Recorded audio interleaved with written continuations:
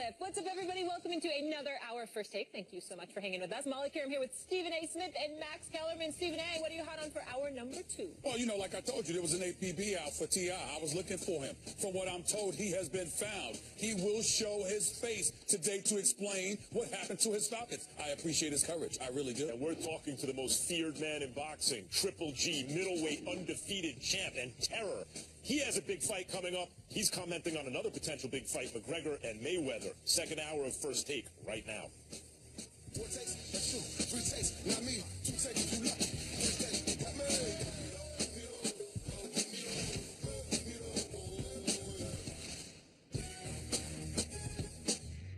One of the most difficult things I found about playing Jason Kidd, which is what Lonzo reminds me of, is if you play this game with energy, right, and you just compete. Like, Jason Kidd, when I had a triple-double against him back when I played, but I had no idea. He had, like, I think 13, 11, and 12. If you just hustle, you get rebounds. You get a little assist here or there. That's how he plays. He's a stat filler. And at the end of the game, you're like, well, he only had 15 points. You're like, well, wait a second. He had 11 assists. He had 9 rebounds. And you see how many points he's accounting for? That's the type of player he is. That was Jay Will on Mike and Mike this morning, comparing Lonzo Ball with Jason Kidd. Stephen A. Smith, do you concur? Not yet. I'm very impressed with Lonzo Ball. I think he could be a potential superstar in the making, but Jason Kidd's a Hall of Famer. He's a floor general. He's an orchestrator. More importantly, he was a leader of men in terms of really maximizing. He doesn't run into Shaq, doesn't run into Popovich and Tim Duncan and the San Antonio Spurs. Jason Kidd has a couple of rings. Obviously, he has one because he won with the Dallas Mavericks when they beat Miami that year. But Jason Kidd's floor generalship, consider this. Back when, when he retired, right before he retired, when he couldn't make a shot to save his life, he was still good enough to help the Knicks get to the Eastern Conference semifinals for the first time in 13 years, because that's the kind of floor general and leader that he is. And so when I look at Lonzo Ball, I'm hearing his dad talk a lot about him. I'm obviously listening to the Bill Waltons of the world and others rave about him. I want to see the kid myself because from what I've seen, I'm looking at him 14.8 points per game, 7.6 assists in college basketball. That's a very big number. That's very impressive. I'm looking at his three-point shooting, over 41%.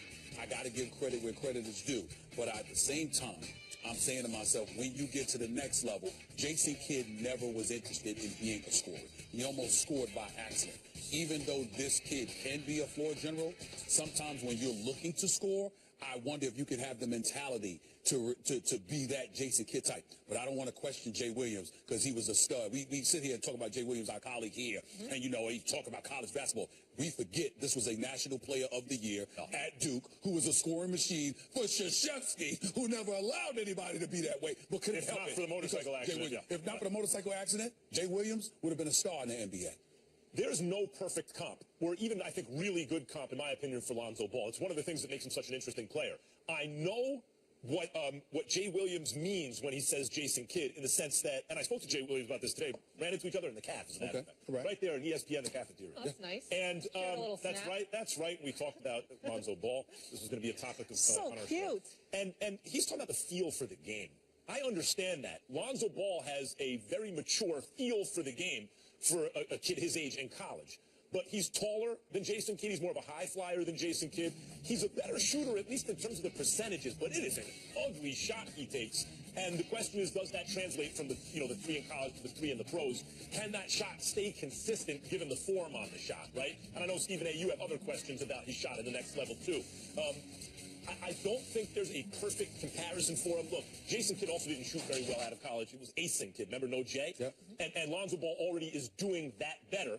But just because you have a feel for the game doesn't mean you have a Jason Kidd level ability to pass. There are passers we've seen who are geniuses. You can see there's a difference between a guy who can pass the ball well. Michael Jordan and Kobe Bryant were good passers. But when you watch Magic Johnson or Larry Bird or Jason Kidd, there was a genius there.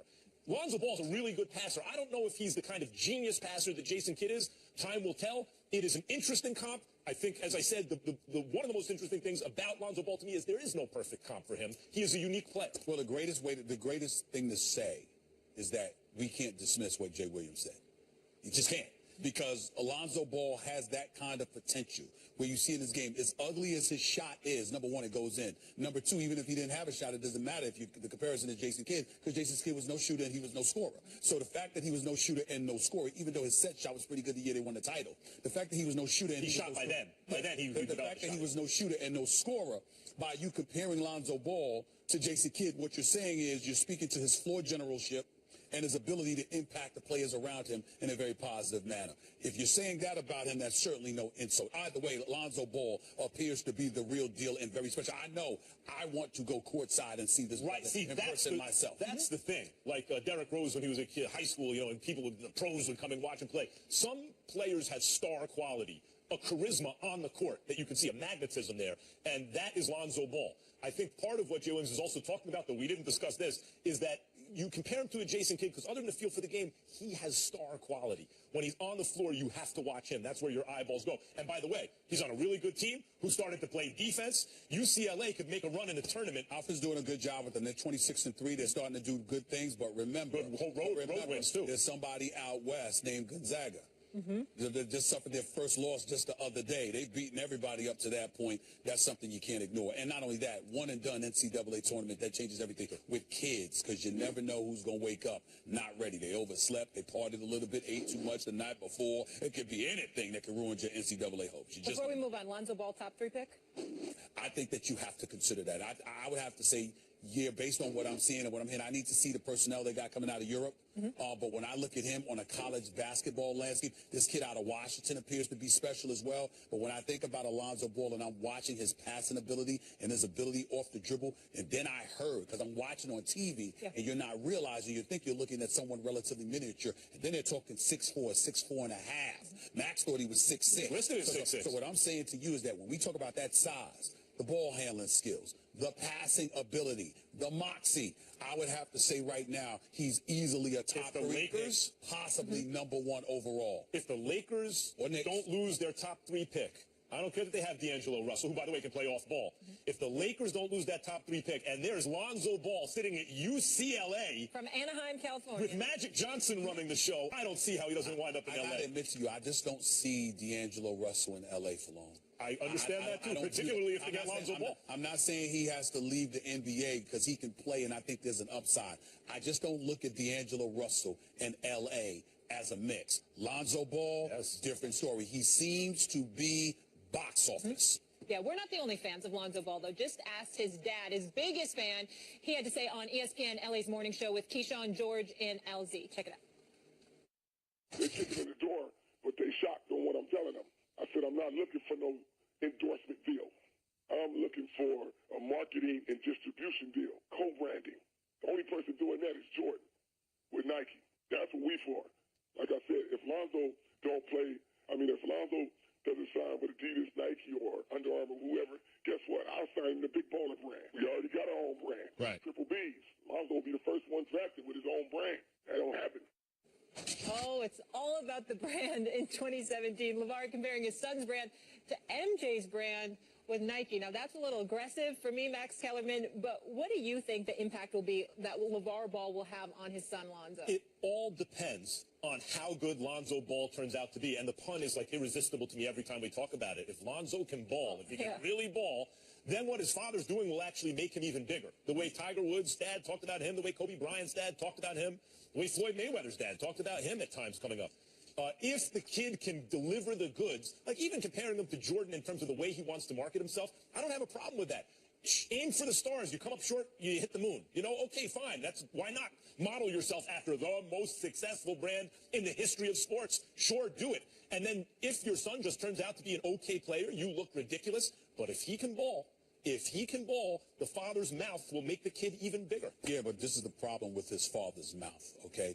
First of all, his father's thinking about himself. He ain't thinking about his son. That's number one. I said that yesterday. That's always a major concern. I'm going to reiterate that. Number 2, let me ask you a question. Even though, don't get me wrong, Lonzo Ball may be a superb talent, and there's nothing that could happen that would dissuade you from picking him. Do you really think an executive or a team wants to deal with daddy? Do you really think that that's not going to be something? That could end up being some kind of impediment to the success of the kid in terms of just having a smooth scenario and a smooth situation. That may be a problem. Number 3, branding. Really, bro? Really? It's like that? This ain't the days when Glenn Big Dog Robinson, Grant Hill, Jason Kidd, and them were coming out in the draft, and rookies could sign for $69 million. On the case of Grant Hill and Jason Kidd, they signed for 44. That's a rookie wage scale, rookie salaries, and all of this other stuff. With all due respect, who the hell do you think you are talking about brand? That's why you get your money on the deals, because you're not going to get the money in the contract. What I'm saying to you is you can get your money on the deal. That would be true. But remember, they're paying you. You still have to go there and prove. Daddy's talking about getting stuff before it's proven, and he ain't talking about money. He's talking ownership. He's talking ownership. Yeah, you know why George Lucas is worth $4 or $8 billion, whatever it is now, even before he sold Star Wars to Disney, is because at a time when this wasn't done, he said, no, I'm going to retain all the branding rights, all the merchandising. He's going to be a billionaire. I love so the father's looking at Michael Jordan. I love how folks like you bring up 3 to 5 cases and ignore the other 5 million that they were. I'm glad you brought that up, because this is what I mean. It all comes down to how great can Lonzo Ball be. If he can be great, then he can back up everything his daddy's talking about. And in terms of the extra pressure his father's bringing, and why it's not good for a father to live vicariously through the children, and all the cautionary tales. Okay, all the cautionary tales. All that's fine, except that if you're Lonzo Ball's father, you're thinking to yourself, wait a minute, these are the expectations I've set. This is the stuff I've talked the whole time, and no one slowed my son up yet. Why would I start doing things differently now? But he went MJ. It's not even like he went LeBron's brand. He went MJ's. Sure. He went MJ yesterday, Steph Curry last week. You know, who the hell is next? You know, I mean, you just, all I'm trying to say is the kid hasn't even played in the NCAA tournament yet. Boy, you better ball. Come on, man. Come on, man. Don't miss any clutch shots, Lonzo. I'm like, just make it to March Madness. Look, I'm not, and I don't like. Get to the Sweet 16, and then you can bring up LeBron. I don't like talking about this subject because I'm not. First of all, I'm rooting for Lonzo Ball. I really like him. Yeah. Secondly, it's a great I'm rooting story. for his dad. Son, yeah. You got 3 sons this ball. Yeah. Major props to LeVar Ball. I mean, listen, obviously he's done a phenomenal job with his children. I'm not trying to you know, rain on their parade or judge this man negatively. I'm just saying, look at the age that we're living in. So with the advent of social media and beyond, and what but it's working. Stephen A., you're here on First Take talking about it. So it's working. Yeah, but he's making him a household name beyond the play. Yeah, that's my point, really, when you talk about the cautionary tales and how dangerous it is and the wisdom in not doing what Lonzo Ball's daddy is doing. Like, don't do that. That can be dangerous. But it's difficult to tell him that, in my opinion, when he's bucked the odds the entire time. What are the odds that his sons have gotten this far? To tell someone like that suddenly, do things differently. He's thinking, why? So far, my kids are exceptions to the rule. They will continue to be that so way. when your daughter becomes some big-time athlete on a high school level, I'm going to be looking for Max Kellerman to see how he's talking. That ain't going to happen. Okay, I'm just saying. I'm just going to see how Max is talking. I want to see how Max is talking. Yeah. That's all I'm saying. Coach Mackey, thanks for all the work in the gym, by the way. I like the form on her shot. Okay. You know, it's coming along. I'm just saying. So you think chess? That's where you're going to put your chips in there. I think she likes chess. Yeah. Better than basketball. All right, guys. Kirk Cousins and Jason Pierre-Paul are 2 of the best players in the NFC East, but what are their chances to play for different teams in 2017? And for the first time since his Falcons lost Super Bowl 51, T.I. faces off against our own Stephen A. Don't miss that coming up. But up next, we step into the ring with the master of the middleweight, the Cliff. What's up, everybody? Welcome into another hour of First Take. Thank you so much for hanging with us. Molly Karam here with Stephen A. Smith and Max Kellerman. Stephen A., what are you hot on for hour number 2? Well, you know, like I told you, there was an APB out for T.I. I was looking for him. From what I'm told, he has been found. He will show his face today to explain what happened to his Falcons. I appreciate his courage. I really do. And we're talking to the most feared man in boxing, Triple G, middleweight, undefeated champ and terror. He has a big fight coming up. He's commenting on another potential big fight, McGregor and Mayweather. Second hour of First Take right now. 4 takes, that's true. 3 takes, not me. 2 takes, 2 luck. First take, got me.